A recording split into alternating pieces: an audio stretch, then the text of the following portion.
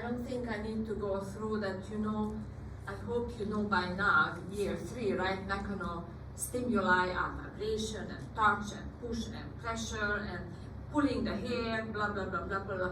If we just talk about only the skin, but of course, if you talk not only about the skin, there are mechanoreceptors all over the body, even measuring blood pressure, measuring that takes you to the bathroom when the blood pressure, not the blood pressure, the urine pressure is increasing, the urinary bladder. Those are also related to these mechanoreceptors, but our focus is the skin, okay? But they are all over. Okay, so this is this beautiful summary that everything you need to know about the mechanoreceptors in general, okay? So you guys remember my famous structure, function, location, and I put a little bit of clinical here and a little bit of visual here. I hope you guys still remember the Merkel cell. And then Merkel cell can also group together. These little blue fellows are also Merkel cells around the hair follicles. Then here's your Meissner corpuscle. This is your Pacinian corpuscle. These are the free nerve endings. One is really just free in the dermis and epidermis. The other one is a free nerve ending is basically hugging the hair follicle. So somebody pulling your hair, you can feel it.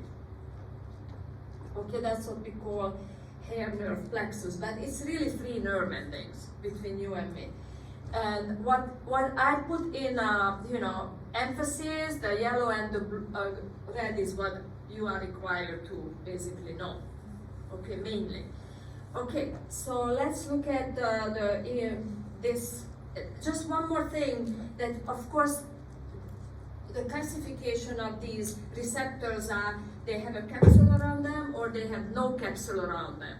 So which one is going to be more sensitive? Maybe just on touching it, which has no capsule, right? So therefore, which one is going to be adapting faster to the stimulus? The capsulated or the non-capsulated? The capsulated is going to adapt faster because this collagen cover is going to kind of block the stimulus. But those receptors, like for example the Merkel cell, is you see slowly adapting. Why? Because it doesn't have a cover around it. So therefore it's going to register the stimulus for a longer period of time, meaning adapting slower to the stimulus. Does it make sense? Yes. So that's what I wanted to kind of touch on it here. Then this is another kind of review. Thin skin and thick skin oriented locations. The thin skin, as we already said, free nerve endings, hair nerve plexus, and Merkel cell. Yeah, I should have put here the Merkel cell dome, which is around the hair follicle, but oh well, there's always something to improve on every single slide.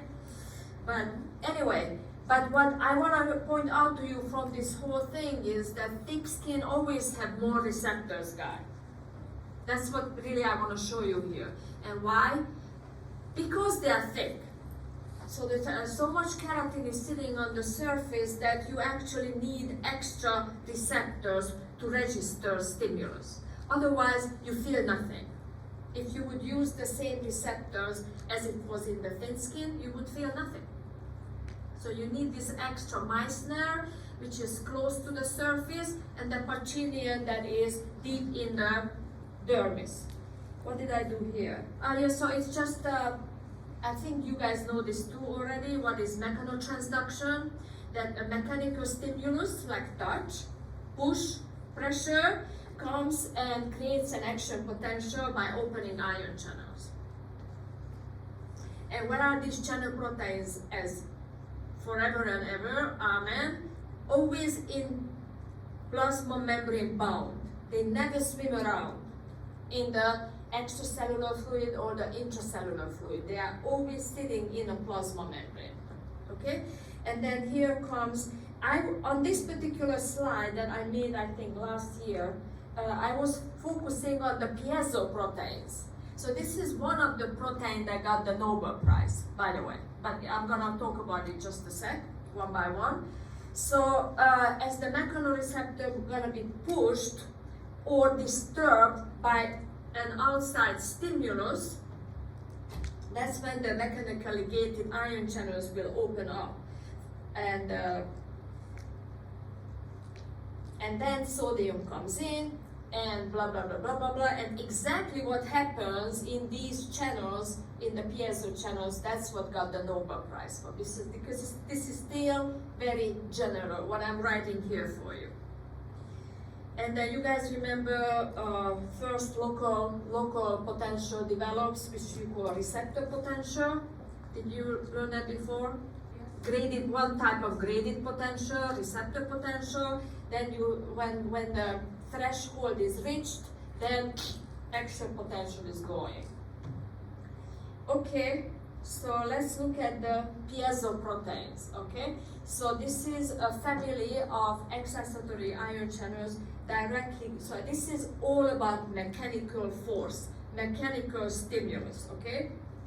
And I don't think I have to repeat, this is kind of repeat, so I'm just gonna move on and look at this image that I borrowed from, I borrowed from this web page.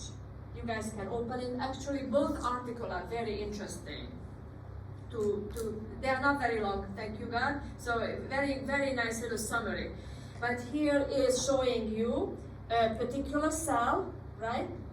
And it can be any, as I told you, it can be a cell of our nerve endings, right? When a touch receptor is picking up the sensation. Or, as I told you, it can be actually a urinary bladder cell, okay? And as if I remember correctly, but I didn't put it on the slide because I didn't want to drive you crazy. I think piezo1 proteins are in the skin and related to neurons and nervous system and sensory neurons, and piezo2 protein is going to be related to the rest of the body, the urinary bladder, including blood vessels, measuring pressure in the blood vessels, blood pressure, and including even the hydration in a red blood cell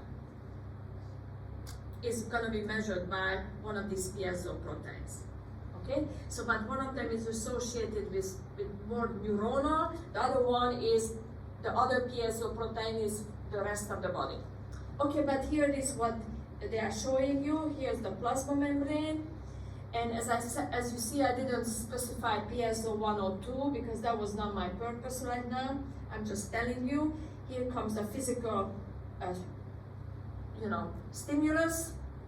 Then they say that this particular protein is actually start flattening out, and this is when cation influx occurs. And remember, this is where the receptor potential develops, and then calcium dependent signaling pathways can occur. And look, so what they put here for you, that this cell is actually more like, so this is actually true, but this particular image, what I got it from, they were really talking about the endothelial cells that are measuring the blood pressure in the blood vessels.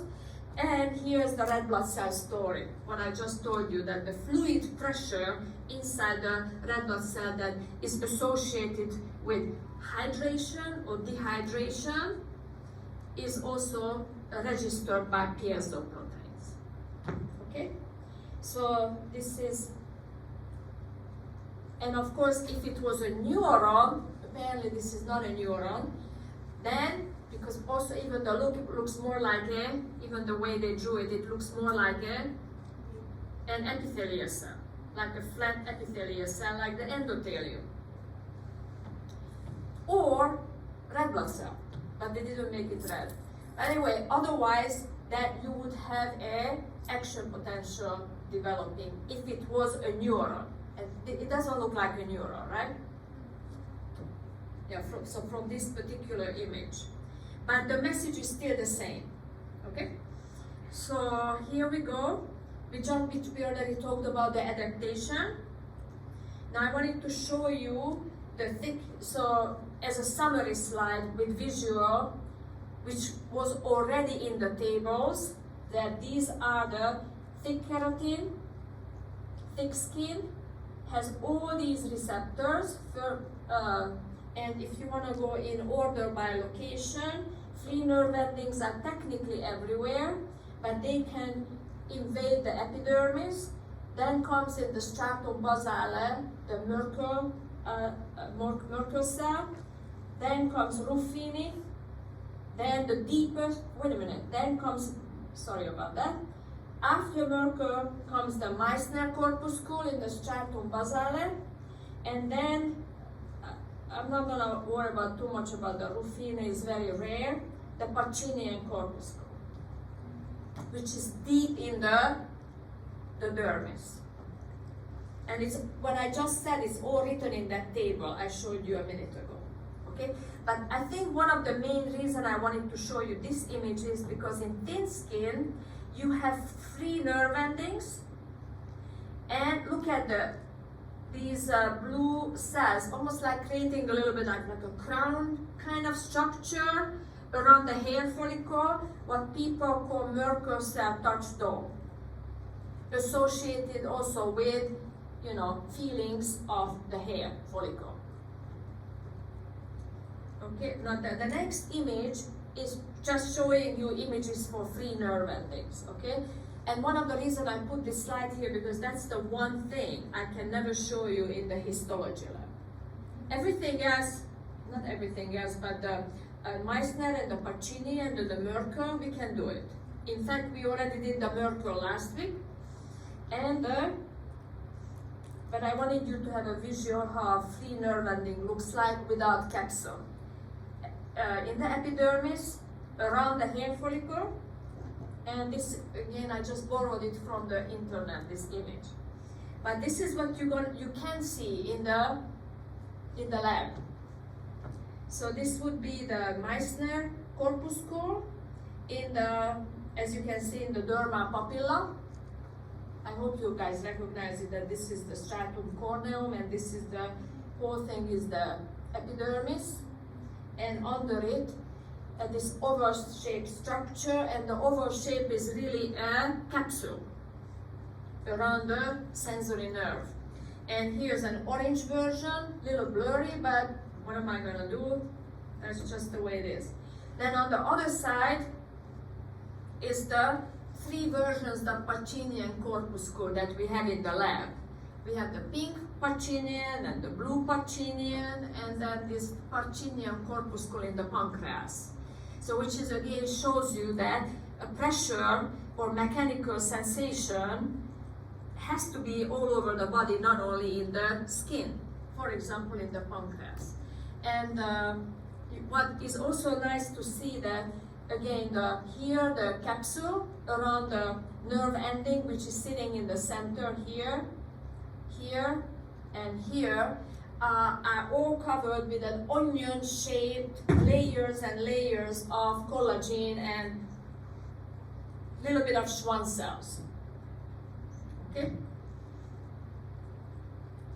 Okay, so now finally we covered a little bit about the mechanoreceptors, short and sweet.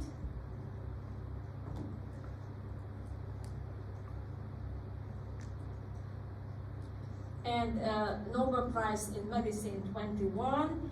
This is just most of these slides actually about the Nobel Prize came directly from their site, you know, the Nobel Prize blah blah blah site. So like for example, this was there illustrating the very, very old literature. I don't even know which year is this. Okay, whatever, but there was already, like, let's call it 500 years ago, only God knows. Let's say LX, okay, I have to, L is, okay, forget it. Okay, but anyway, all literature was already, you see, he's touching the fire. Yeah, so probably the article was about pain and mechanical, blah, blah, blah. Okay, and now here comes the first Nobel Prize. Okay, so basically the Nobel Prize was shared. And this, I put figure 2 here about David Julius, who started the capsaicin research from chili peppers and identified the TRPV1 ion channel. Now, this is a mouthful. I put it here for you. Transient, receptor, potential, cation channel. Ridiculous. I wish he just said piezo protein like the other guy. Because the piezo, you remember we just did that, is associated with mechanical stimulus. This is pain. This is pain, okay? But the reason I put it here for you guys first is because this is the research that started in Hungary in my medical school in the 1940s. Because Hungary is famous for chili pepper. Okay, and I don't know if you guys remember, I told you that that's where the vitamin C was also isolated, first time in history, from the Hungarian chili pepper in my university. That's why my university has a Nobel Prize in Hungary. So now this capsaicin research also started in Hungary. And you see, here's the chili pepper, here's the capsaicin. And I want to be honest with you, I eat this thing every single day. Do you know what I do? Here's the meal, here's the chili pepper in my hand, and I just bite, every bite has a chili pepper. Go with it. Because I grew up like that. But anyway, you see, it's a long story short, here's the capsaicin, which is associated with pain.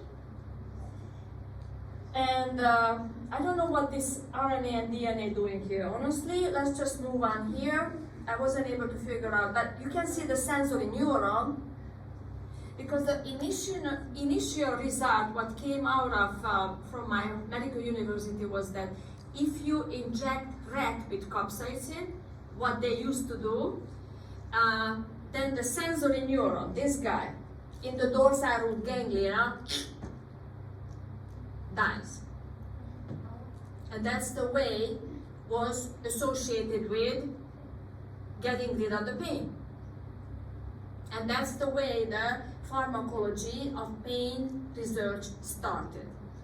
Okay? But anyway, the guy got the Nobel Prize because he was able to go on the molecular level, and you can see the TRP1 protein in the phospholipid bilayer, closed and open.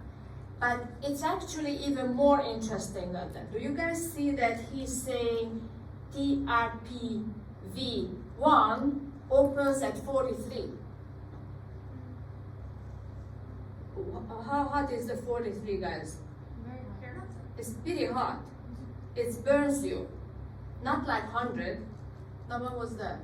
It's gonna come back. Okay, so, and look at on the right side. Here is the thermometer. So they were able to identify different kind of proteins that opens at different temperature. That's the big deal, guys. So this is the way the body can discriminate between lower temperature, middle temperature, higher temperature. Okay? Yes. This is why they put ice on the. Can you speak without this thing and louder? No, I'm putting. Huh? I'm putting. Oh. So this is why they put.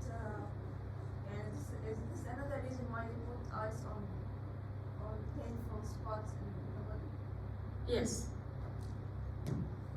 Okay, so this is basically for short and sweet, the result. And this is what I put here for you guys, the original data, original Nature paper from Hungary Szeged Medical School in 1947, guys. And then this guy, Nicholas Jancsó, wrote this paper. I didn't have time to actually pull out for you the title. And then his son continued the research in 1977, and there was another Nature paper about it. And guess what, guys? I used to work with this guy. And I put here the photographs actually. This is another article in 1969. Which one is early? I don't even know because that was, so this is 77. This is 69. Anyway, this is another. So this is the father and this is the son. I never knew the father because he's in the 1940s, so I wasn't alive at that time. But this guy, I worked with him for 1 year before I moved to New York City. Okay, and then I hope you guys still remember. This is Szeged, and where is the medical school? This is the church. This is the medical school right here.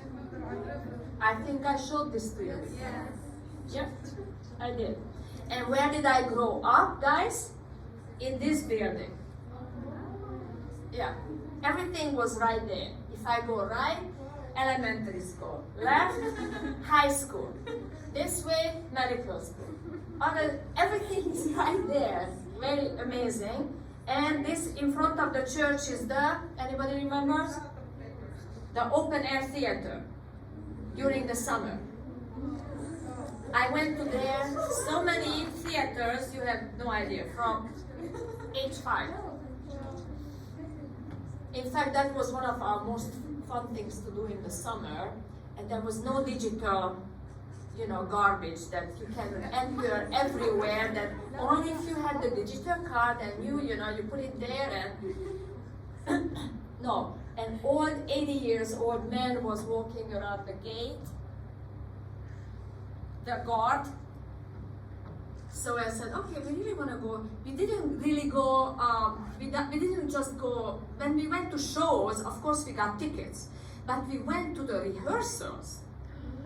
You understand? So he says, okay, why don't we just go to see the rehearsal today, okay? So we go to the gate, which is like 1 minute from my house. You can see, I just have to walk around the corner. And then when the 80 years old man is not looking, we had a lot of fun. And later on, I also, then my sister started to work for the TV studio. Then she would take me with part of the TV crew. Then one of my friends, and which was very common, you could get a summer job here, to paint the scene, what you put on the stage. So then one of my friends was working there every summer. So I said, there was a back door here. Usually in the summer they block the roads all around so nobody can get in. But there was a back door here for people who are painting. Knock, knock, knock. Can I talk to blah, blah, blah person? And then he comes to the door and takes me. But anyway, lots of beautiful memories. And I also sang on that stage one time in my life. In the children choir. But anyway, you see there's a stage here? Yeah. Okay, it's really a lot of fun. But not at the digital age. It's very depressing, very depressing. But anyway, so the capsaicin research started in one of these buildings here because this is where, if I remember correctly, would be in microbiology, pharmacology, physiology, and in the corner is the biochemistry. Okay, and this is the guy who got the second guy shared Nobel Prize. And his look sounds like a Greek guy, Pataputian, Greek guy. I think both of them is in California, but I didn't have time to search out every single information. And he's the one who did the piezo thing. Okay, what we just talked about a minute ago, which is, so capsaicin and TRPV receptor is about pain, this is about mechanical starch. Okay, and proprioception. You guys know what proprioception is? The feeling of the muscles and tendons. Okay, and this is the summary slide about, again, from the Nobel Prize this is the shared Nobel Prize for. And I think this is also a very good summary because look, temperature and heat and pain associated with core body temperature, inflammatory pain, neuropathic pain, visceral pain, protective pain. I would put that pain reflexes too. Because pain protects you from the outside world. And then look on the other side, the piezo protein is associated with mechanical pain, urination, respiration, blood pressure, and skeletal remodeling. Meaning you go to the gym, you create pressure on the bone and there are gonna be some receptors that receive this pressure. Okay, how you guys like it? Amazing. Good? Now comes the boring part. This is the interesting part.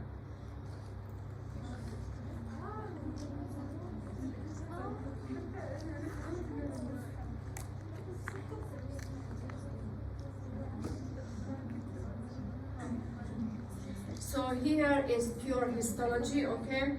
The dermis has 2 layers, right? The papillary, just on the top, is loose areolar connective tissue, and this is the one that keeps the epidermis alive. This is where you have the capillaries.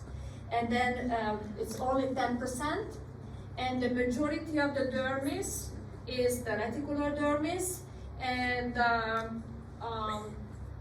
dense irregular connective tissue that can resist forces from all directions. And of course the fat is always there. And the main cell type here, which is also let me see here, is here's the boom boom boom fibroblast, collagen, ground substance. So the major which is the usual structure of all connective tissues. The type of, I lost the thing. I guess because I went down. Okay, type 1 collagen, elastin, and reticular type 3 collagen are all there. And you have lots of fibroblasts, and you have a lot of white blood cells for immunity. So basically the skin is designed to be first line of the defense. So how are you gonna do that? Number 1 is the many layers of the epithelial cells contributes to that. Second, the immune cells, the white blood cells. Okay, so you guys, when I show you something like this is the COVID style teaching, when there was no face-to-face. I hope you guys can recognize that this is you can match it with each other, the dense irregular. This is loose irregular or areolar, but I don't know if you guys remember this slide. This is the spread that they separated the fibers with the needle. That's why, because technically the 2 of them looks very similar. You cannot even tell which one is which. But anyway, then this is the stratified squamous with pigment and adipose tissue, okay? Okay, I think we saw this last week too. This is the reticular dermis, loose connective tissue keeps the epidermis alive. Okay, now this is here just I labeled for you the boom boom boom, right? The fibroblasts are the long, flat nuclei. The white blood cells are usually round, like this guy. Reticular dermis, yes, and type 3 collagen, type 1 collagen in longitudinal view, in cross-section 1. Okay, type 3 collagen doesn't show up because it's too thin. You need silver staining for type 3 collagen or reticulin. Okay, I wanted to emphasize for you guys one very important. This is actually very difficult to explain this slide for a year 1 student, but you guys are year 3, so thermoregulation to keep thermohomeostasis is very important in the body, right? If it's not there, it's deadly, right? But so basically, if we want to cool off, we have sweat glands. Or the blood vessel capillaries, well, not the capillaries really, because capillaries don't have smooth muscle. So basically the arterioles, vasodilation. If you want to warm up, that's when the goosebumps come into play, because when muscle is contracting, ATP becomes kinetic energy, and some of the energy becomes always heat. Vasoconstriction, when the arterioles close down, so heat cannot be dropped off to left and right to the surface. And then glomus body arteriovenous anastomose. I just noticed that one thing is missing. Shivering. The shivering. Yes. Yes, very good. And do you know why it's missing? Can you then also tell? Because I could put it there. By skin. Because it's not part of the skin actually. However, the fat is not part of the skin either, so I could have put it here. You see, that's why this is separate. Because fat is under the skin. But anyway, skeletal muscle could be there as shivering. Okay, very good. And this is what impossible to explain to a first year student, what is the arteriovenous anastomosis. Because if you guys know, lovely arrangement is the cardiovascular system comes after the skin. Doesn't make any sense to me. When I taught in USA for 10 years, number one is cardiovascular system. Done. So you understand how things are connected, how this goes, that goes, blah, blah, blah. Anyway, but today is the day, so here is an image of arteriovenous anastomosis. So what's the big deal, guys?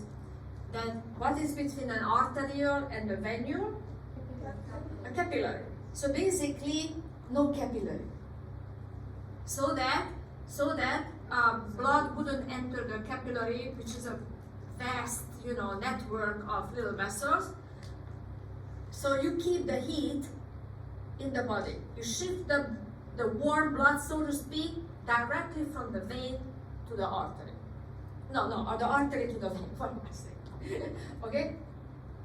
And this way you are saving some heat for the body. Does it make sense? Yes. Okay, now comes the glands, guys. And okay, so exocrine glands with dark, endocrine, apocrine. Then these are the sweat glands. And the pilosebaceous unit, where you find the sebaceous gland, the arrectopili smooth muscle, hair and hair follicles. So these three guys are usually reside together. And nails are made of tightly packed keratinized hard epidermal cells. Okay, what else did I put here? Histology. All of these guys are extension of the epidermis, guys. All of them. Okay, glands, nail, hair, everything is coming from the epidermis. They may be living in the dermis because they invaginate in the dermis, but they are really made out of epidermal cells. Okay? And also drive you crazy, there are 20 kinds of keratin in the body. Usually I just say there's a soft and a hard. The soft is in the skin, the nail and the hair is considered hard. Okay, this is the slide that reminds you of how the epidermis is growing and everybody else. You remember the epidermis was growing from the stratum basale and everybody was pushed up, up, up, up. If everybody is epidermis, then the glands and the hair follicle also doing the same thing, guys. So, yeah, just push up. So there is I don't know why it's not showing on this image. I guess I should have, whatever, what am I gonna do? But anyway, at the base of the hair follicle, there is a stratum basale, so to speak, that is continuously doing the proliferation and push the hair out. Just like the epidermis was growing, okay? Then how about the sebaceous gland? Sebaceous gland is also, you can see on this image very nicely, this extension of the epidermis.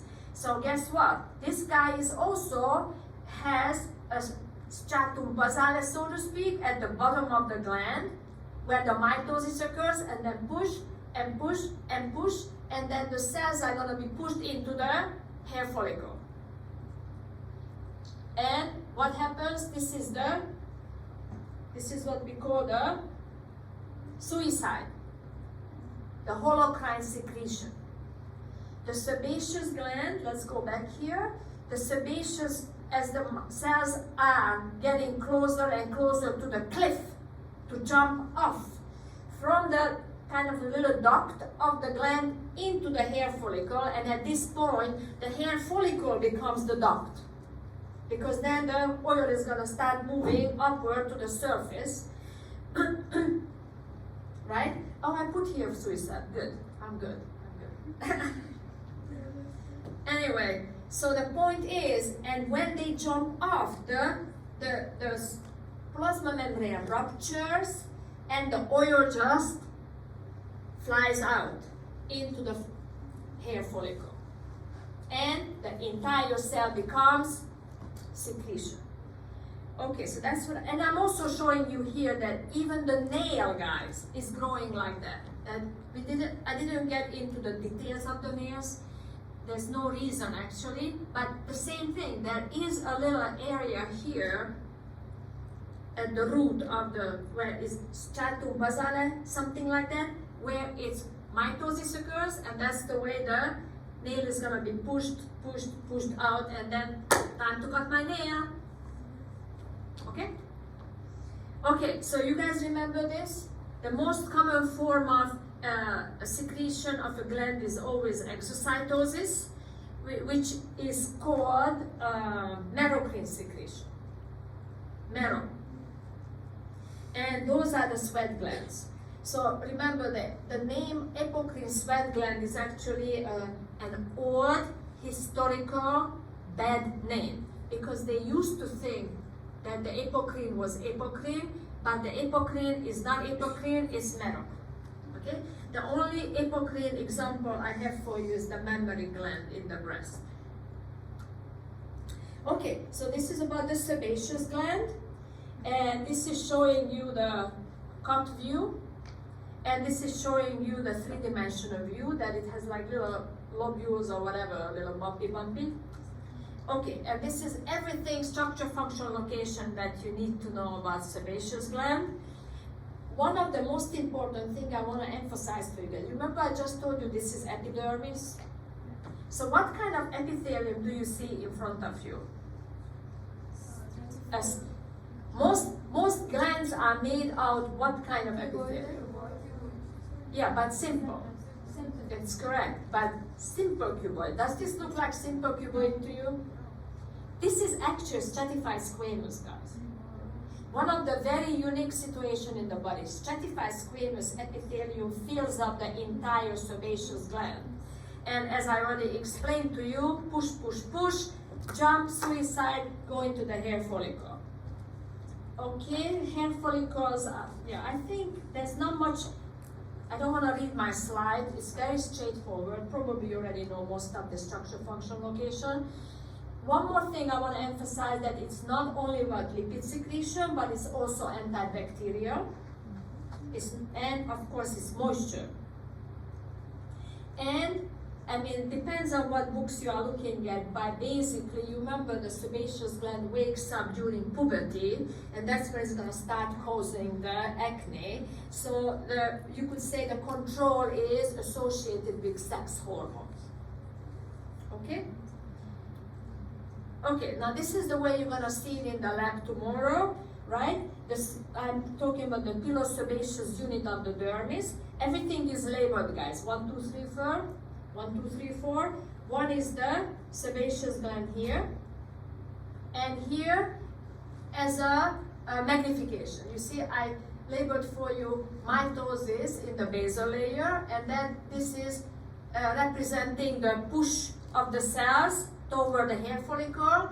I put here migration, and here comes closer to the hair follicle comes the suicide. But before that happens, observe the nucleus. These nuclei are happy round nucleus, healthy. But before they jump off the cliff, look at the cells and the nuclei. This is what called the pycnotic. You heard this before, right? Pycnotic nuclei, the sign of cell death. Okay? Yes, How does the sebaceous gland act as an antimicrobial? I didn't understand. How does it act as an antimicrobial, antibacterial? Oh, there's gonna be some antibody or some kind of antibacterial protein inside in the secretion. Usually, I would say some kind of antibody sitting there. Saliva has it too, actually. Some kind of antibody, yes. Okay, so that was one. Orectopili smooth muscle is coming up. That's this little fellow attached to the hair. This guy is not moving. Attached on one side is attached to the hair follicle. The other side is kind of insert into the dermis connective tissue. So therefore number 4 is hair follicle. And here is, I put here for you an image for smooth muscles. This guy is not listening to me. Smooth muscles. Here we go. And you can see hair and hair follicle in 2 views, guys, on this image. Why is this not doing his job? Okay, so this is the, it's not doing it.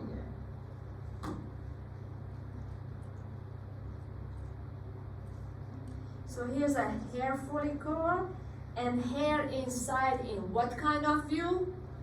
Longitudinal view. And this is one of the prettiest in histology. This is the hair follicle in cross-section view.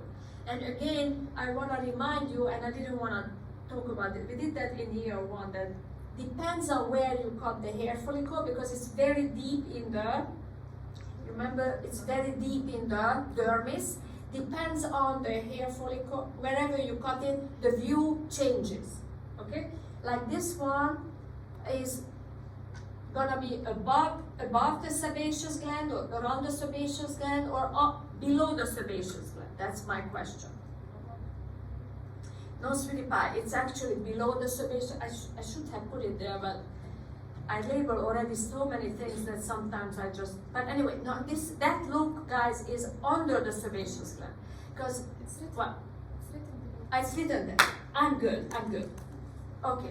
Because, guys, because then if you go above the sebaceous gland, that cut here on the top is gonna look like skin already, totally. So you're not gonna have these different layers than what you see here. This beautiful pink and purple and blah, blah, blah. Okay? And if you cut through the sebaceous gland, obviously, you're gonna see the sebaceous glands, right? So this is under. Okay, we know what this is. Okay, this is the summary slide for you.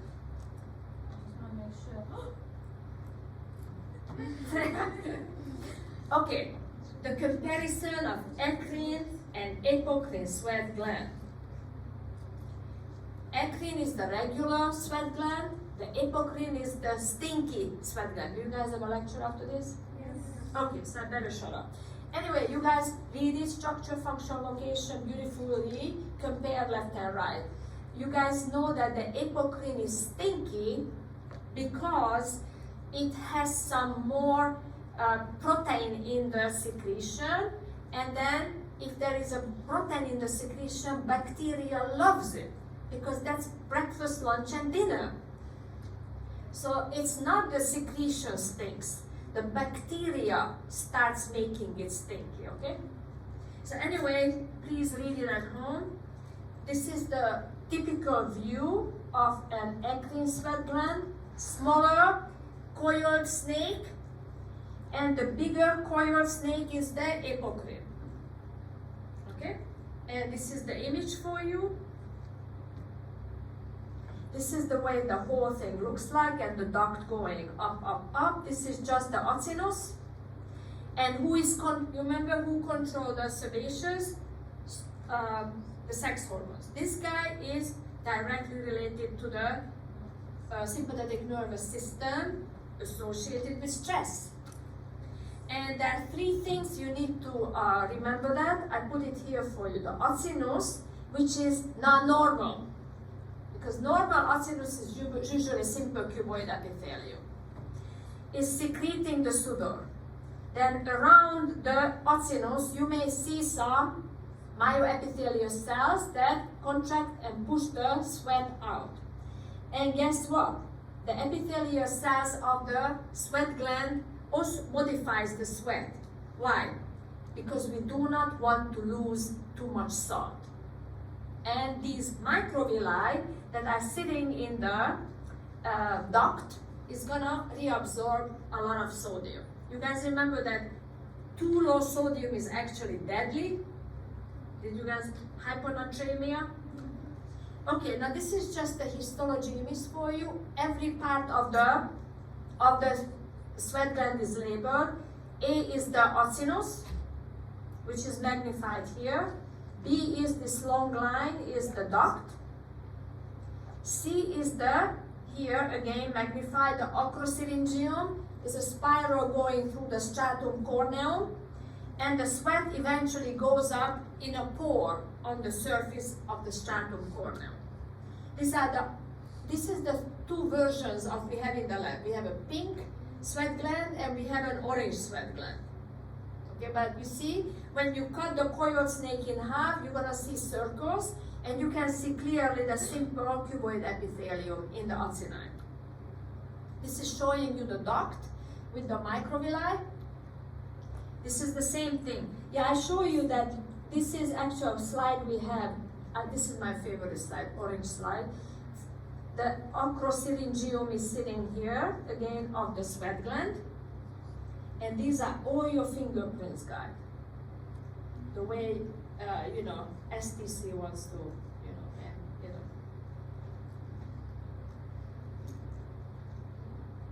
Interpol.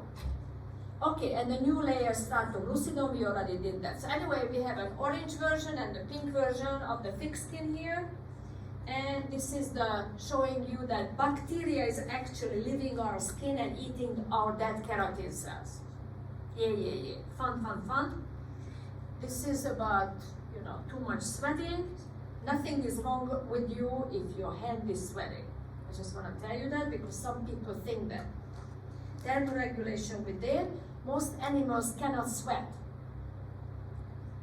except the horse. Most animals like to roll in the mud or water, or elephant puts the dust because they don't have sweat glands. But the horse does, so once he's running, he really stinks, I'm telling you. And this is the summary slide of the glands for you. And this is like just a fun slide about different procedures of the skin. The Botox, the derma fillers, the face filling, the lasers, going with the layers. Did you guys hear about the PRP before? Or not? Okay, what is it? It's basically they take your blood and then they separate the plasma and then they re-inject it. Exactly. So why does that really work, guys? Anybody remembers? Because the platelets are actually full of growth hormones. So when they inject it to the skin or the hair, the growth hormones is going to do something growth in the hair, or tightening the skin by activating the fibroblasts. Because fibroblasts are actually very lazy cells. They usually do nothing all day in their entire life. But anyway, I don't think it's difficult. And this is another one. That the last thing I want to say is that maybe we did this already the other way. I don't remember. The blisters. Blisters can, guys, develop in any layer can separate, technically. But the blister I covered on this image is when the hemodesmosomes separate from the basement membrane. Okay? But technically, guys, anywhere you can have a separation. Anywhere. Okay? And what is this little water in the blister, guys? The extracellular fluid, the ground substance. Because as you separated it, the fluid is gonna move out from the dermis, from the papillary dermis into this little hole that just got created. Done. Okay, guys. Thank you. You're welcome. Thank you.